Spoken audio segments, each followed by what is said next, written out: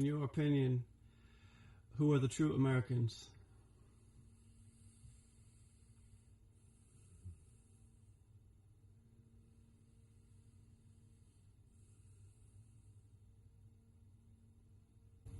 Well, those who believe in liberty and justice for all are true Americans, relatively speaking. But if we're talking about the people who were here first, certainly wasn't the Caucasoids, as I call them, right, the Caucasians or whatever.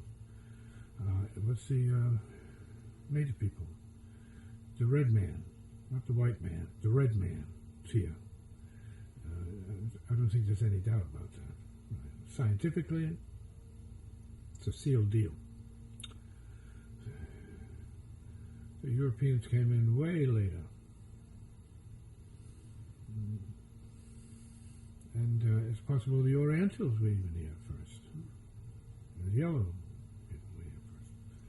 So, not that it matters, but it does matter in terms of the childish politics that are being played today, posturing, political posturing,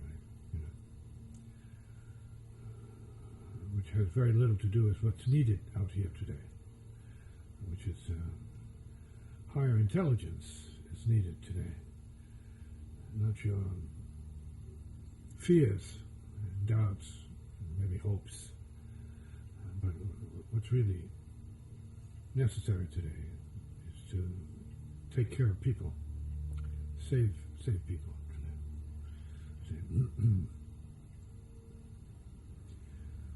We should have a caring nation, for one thing. It should be a nation of caring people, not just for people who look like you, or who smell like you, or who dress like you, but all of us are actually like you. We're all like each other.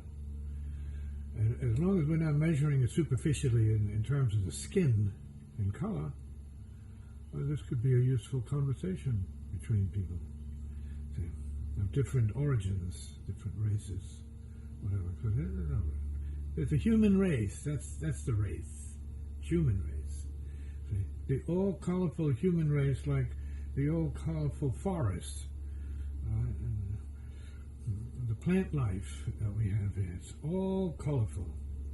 See, flowers of all colors, right in the same garden. I mean, look at it. The beauty of it is the colorfulness. It's the beauty of it. Not just one color. Not just the yellow flowers or the red flowers or roses or whatever. See? So the whole thing. See, and the deeper we go into what consciousness is about, forget about appearances, because we're talking about racism relative to appearance. It's silly. All right, the last thing a surgeon in the emergency room is concerned about is what color the person is. That's it. Doesn't even care who's bleeding, who needs it. Whoop, go right to it. See? Then we can talk about a scale for compassion that's genuine. Heart first. So we're talking about a civilization that's still in many ways relative to racism in its infancy. That's baby stuff. Looking at people's skin color and determining who one is and who one isn't from that. Yeah. We're human beings. We are more than skin deep. We're supposed to be heartfelt. And that's really the bottom line. What is heartfelt? See? Can we go deeper than the skin? Deeper than superficiality? Can we see what the real reality of the being is? Who they are, not what they look like. But who are they? See? Whose child is this? Who's the mother of this one? Where's the family of this one? Right? Because we are all children of the human race, right? Created by the one and only thing itself, life. See? Beyond relativity, even though it shows up as pertaining to the relative, it's really beyond relativity. It's absolutely, source of life. Absolute source of life. Who? What? He, she, it, whatever. Absolute source of life. Beyond colors, including all colors. Hue.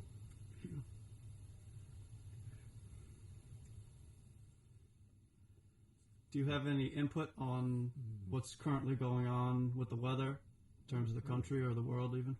Changes. A burn. Purification. Big time. The earth is turning in on itself, so to speak. Right? Responding and reacting to more intense heat, burn, fire, sun, solar energy, solar systemal energy.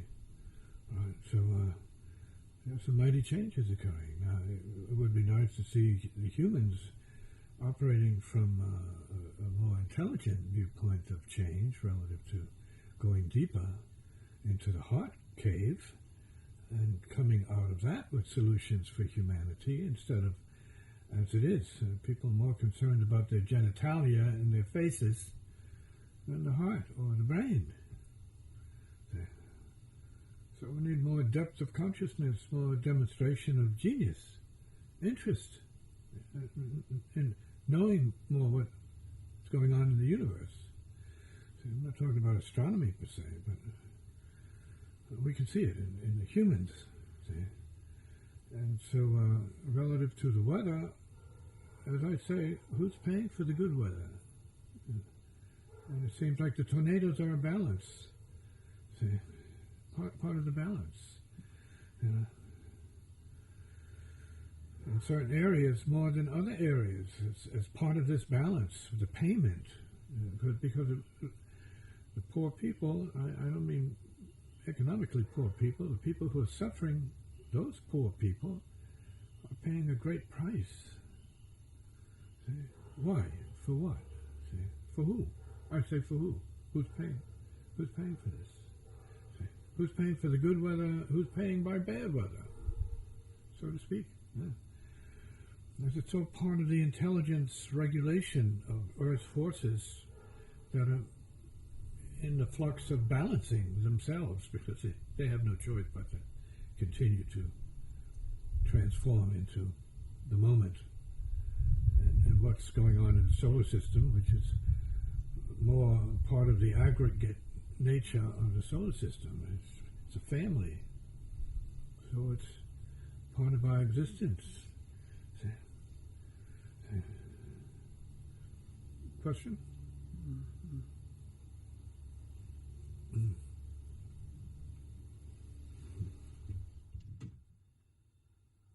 What would you say to new students of music, and more specifically your music of Heart Fire Sound? Do you have any thing that you would pass along to people looking to? Well, it's not about the music. Okay. A lot of people are looking to their musical heroes, but there's no salvation there. Right? That's part of the search. So you have to go inside. How do you go inside? Unless you go outside, right, to a hero who's going to point you to the inside. Right?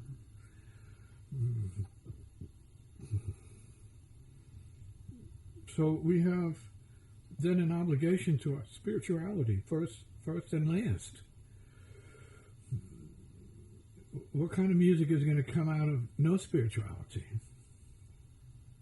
Technical music?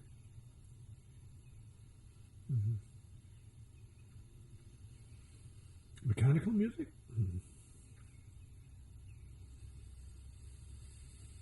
Self-music? Heart music, inside out. Heart music. Feeling the heart, right? Knowing the heart. But you have to go deeper in order to know that for yourself. See? So there is part of the search outside, in terms of the musicians wanting to hear so-and-so's music, and learn about the forms of the music, but where's the music come from, which is the real question. See? Where does your music come from? You, the individual. You, the student. Where does your hearing come from?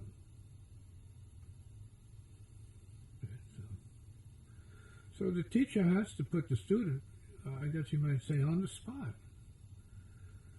You know, what are you chasing? Shadows. See? What's the source of it? Your heartbeat, your brainwave. Look to those sources and what you need to straighten or correct relative to that. See? Your thinking, your feeling, and your being. Human is important. What kind of human are you being? And then we get a better sense of what kind of music you could be playing. See? Heart first. What I've been saying all these years for the musicians. Heart first. Which is a concept. It's a koan. What is the heart that is first? Why isn't it last? Does it need to be first? For those seeking the truth of what it is they're here to do, that's a priority. That has to be foremost priority. So, knowing what you're here for. And collapse the search. So, looking around for what it is. When you stop, look, feel, and know for yourself what it has always been and what it will always be for you. Which should be your heart first. Heart first. Love first. Compassion first. Caring first for others. Caring for others is a way of determining exactly how open you are and how open your music can be.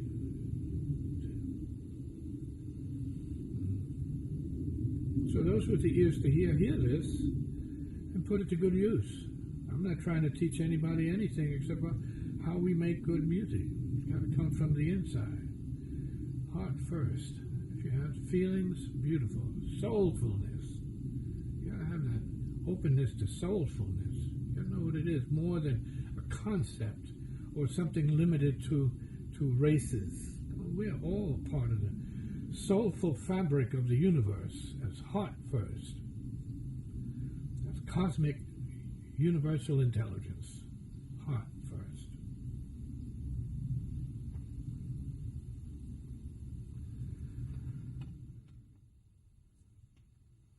Yeah, the question is, can music save people?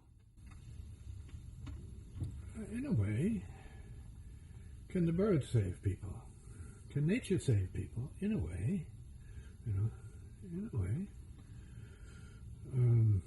Can food save people? Yeah. Music is food. Food for consumption. But is it going to heal? See, will it be good food? Is it digestible? And how do we know? See, so food is food, and food is music, sound, and light is primary food. Sound food and light food, enlightenment and ensoundment. Both of these are primordial forms of food intake. Consumption, absorption, digestion, and elimination. To keep the being living and healing as much as possible. So some music can save, but we need to analyze that a little bit more. Is it the timing of the music? The time that you confront a certain kind of music? Could that be a critical time in one's life? Then you put it on the music. It has nothing to do with the music. It has to do with your time.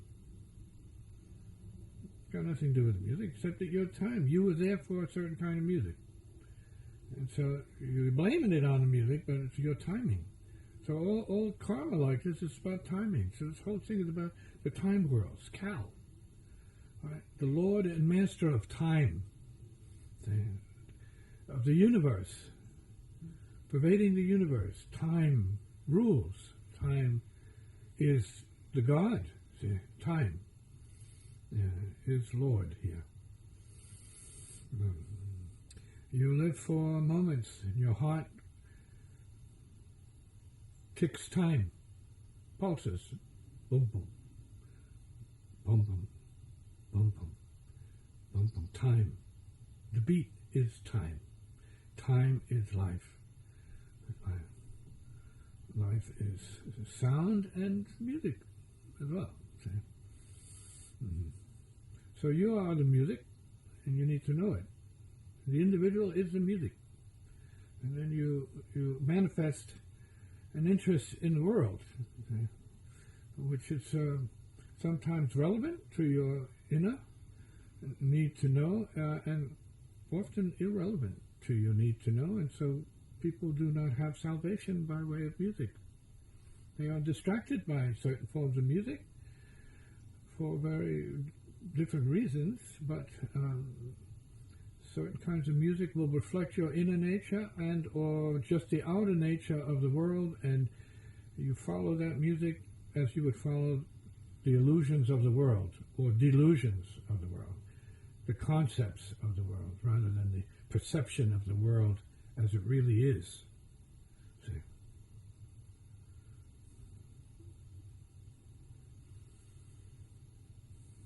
So those who are looking for soulful music, there are different forms of soulful music for the people, and that will bring them healing. Won't necessarily save them, but healing can be a part of that salvation. People listen to soul music. People listen to classical music because of their nature, their inner nature that needs structure, that needs that kind of formulation of composition.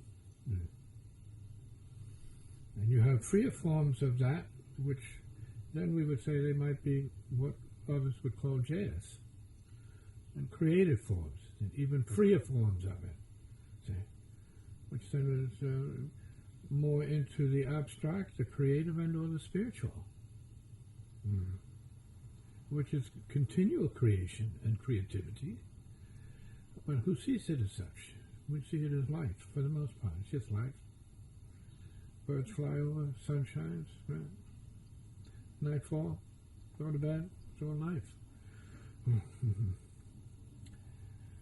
But it's also salvation, because your living is a demonstration of your life as form. Your form of life can sustain you or destroy you, depending on choice of karma. So you need to be intelligent to know what is wise for you to use as, let's say, we're talking about forms of art, forms of ideas, and forms of music, sound and light. Say. Are they healthy? For how long? Are they healing? How much? To what degree? For who? Is what healing? So these are interesting cosmic, I guess we can call them probes into the nature of what the mind appears to need, or curiosity would have. One follow. So this kind of music that I play is really healing for the musicians. Not all musicians need it. But this is for those musicians who have a hot feeling, see. And in that sense, people have called me a Sufi type of a musician, or mystic, right? Because what they feel is devotion to some higher reality in my playing, my music. Like I'm in conversation or communication with something very deeply spiritual, which we're all in communication with it, but we don't express it in the same way. So I talk to God through the music. It talks back to me through the music. Just to use the concept, traditional concept. The spirit, same thing. The heart, same thing. Love, same thing.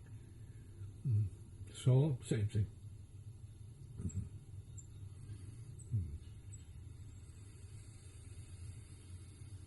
So certain musicians can save you that are honest, or who are honest, and direct and selfless, they can set you straight because they know.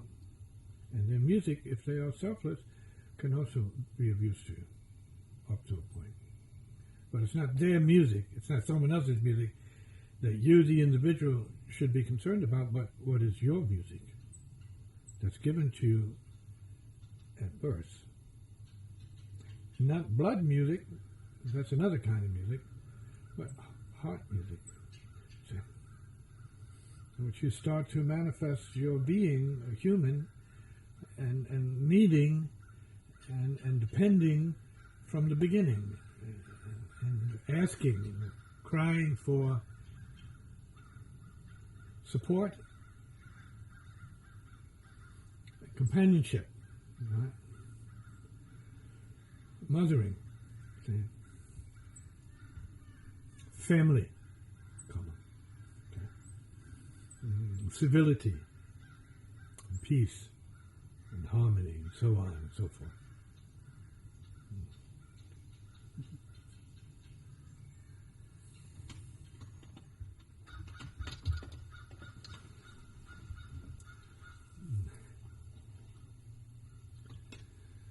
Musicians, right? In general, men and women, male, female musicians, you need to find not only great players, but great souls. You need good people, people who are working from goodness, not bias and prejudice, see? And irrational paranoia, and separatistic tendencies against other beings and so on. You need a heart opening. That's the safest course. See? And then when you're experiencing a certain level of this heart opening, you can trust that in yourself. You say, oh, I feel it. I feel this is good. And you follow the good feeling. And say, oh, no, he's a good person. And then the music is good, too. It's like, oh, I see. So there's, in other words, there's a level of goodness that is essential to be working from as a musician or as a human being.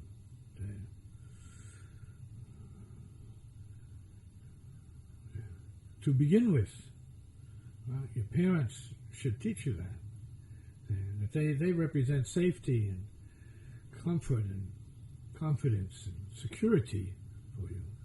And good friends will offer you similarly that. Right? But you can't all expect it from music. No, that's something which you have to create an openness to in yourself. So you have to be the goodness you seek for. So you have to be the Buddha you hope to attain already. See? You have to be the Jesus of the heart today, now, by knowing what the goodness of that is in terms of your images of what it was and what it needs to be for others. So if you want to be master musician, you have to find people you can trust who are good people.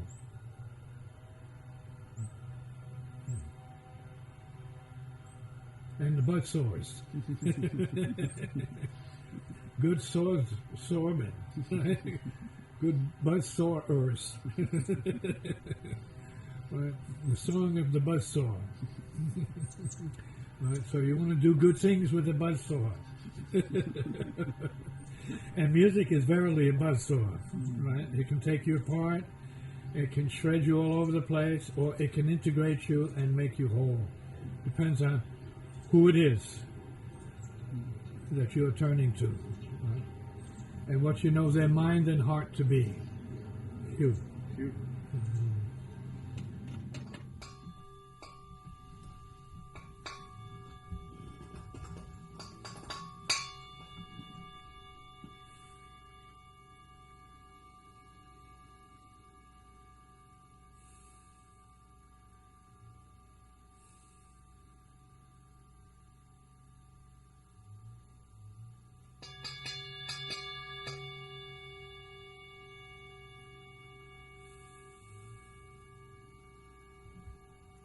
I was wondering if you had any input on sharing one's music. Like in this day and age with the technology, there's a lot of ways that people put up music online or, share things with other people. Do you have a take on when people should do that and when they should, Well, do you have a concern about it?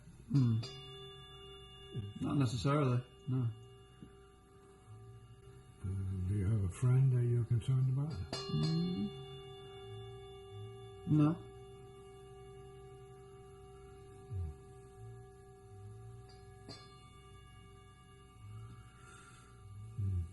What's your answer?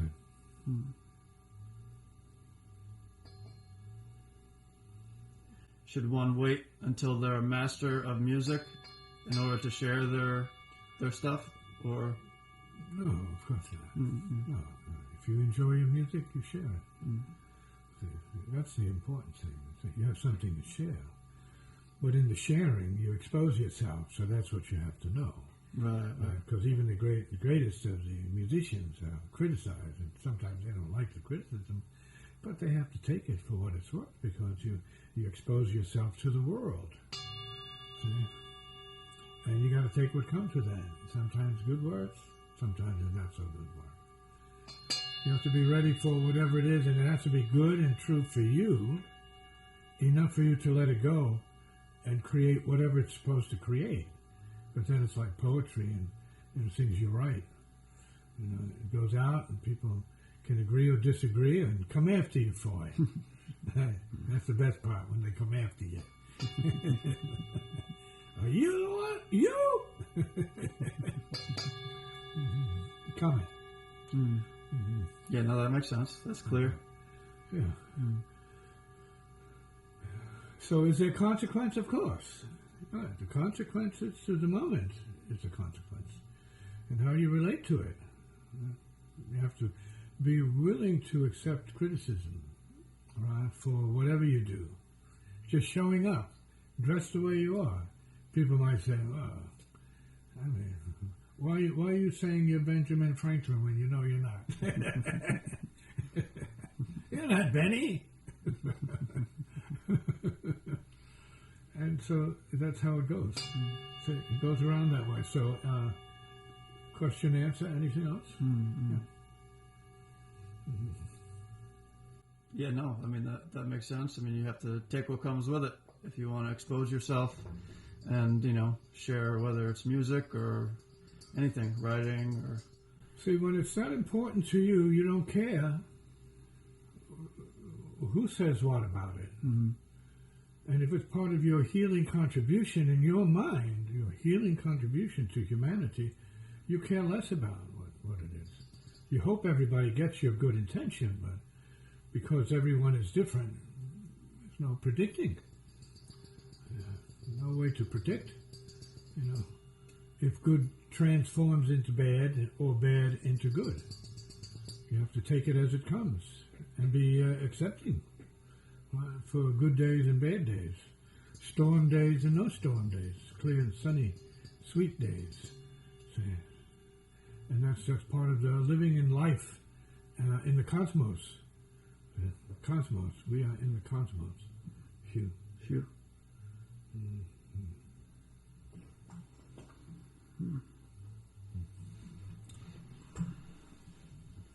Yeah, we're all overexposed. You go out into the street, you go down to the neighborhood, whatever, you're overexposed. You walk down the highway, you're overexposed. Cars are passing by, people are watching you. You can't be concerned about it too much. You have to know what's safe for you to do and where it's safe for you to go, or what it's safe for you to publish and put up on the web. It's good to know you have some choice in the matter.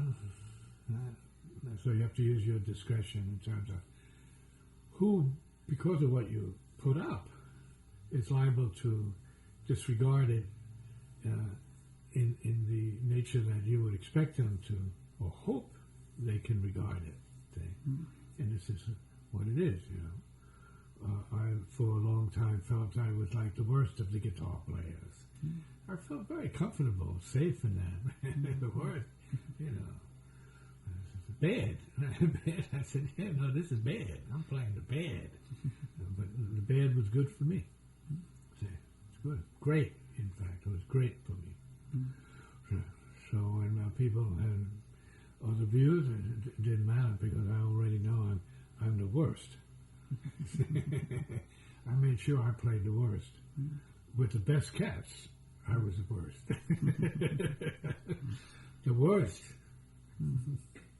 Always the worst. At peace with the worst. See? There's nothing else. Except being in the level of greatness despite the worst or the best. And relativity and relative judgment, it doesn't matter. You have to be true to what it gives you to be true to, and you go with that. And you put it out. It doesn't matter what comes back. High or low, this or that way, it don't matter. Hugh.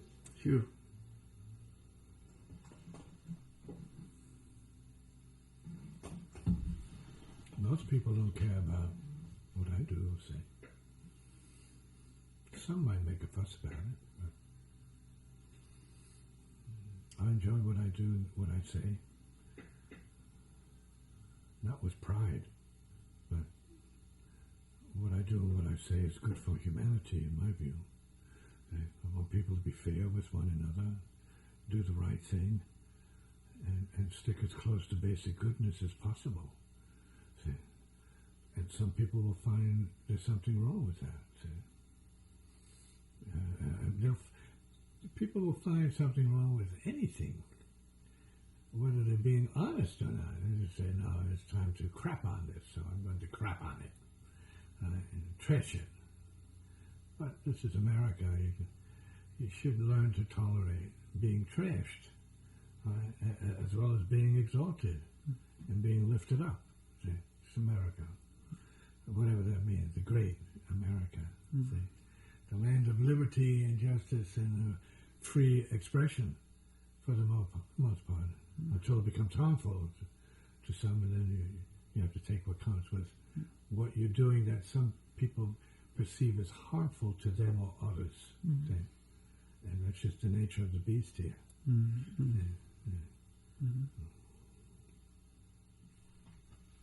But if you have a higher standard, and maybe even a spiritual standard, where what you are all about actually is peace, creating peace, cultivating peace, and relatively good, peaceful relations, that will come back to you. See, there may be exceptions, but you live in a spirit of peace, and you create the good, peaceful vibrations, and that's all there is. Peaceful vibrations. See? And then the peaceful vibrations that you're generating will inform you about what's not going on. See? That's not peaceful. See? But the peaceful vibrations generate peaceful vibrations, conduct peaceful vibrations, and can be self-realizing and self-informing at the same time. See? So it's better to have the peaceful vibrations and feel that what you're doing is selfless, not selfish, but selfless. That's the way it is. And it came to me that way, and I put it out there with all good intentions and so on and so forth. May the blessings be to all beings.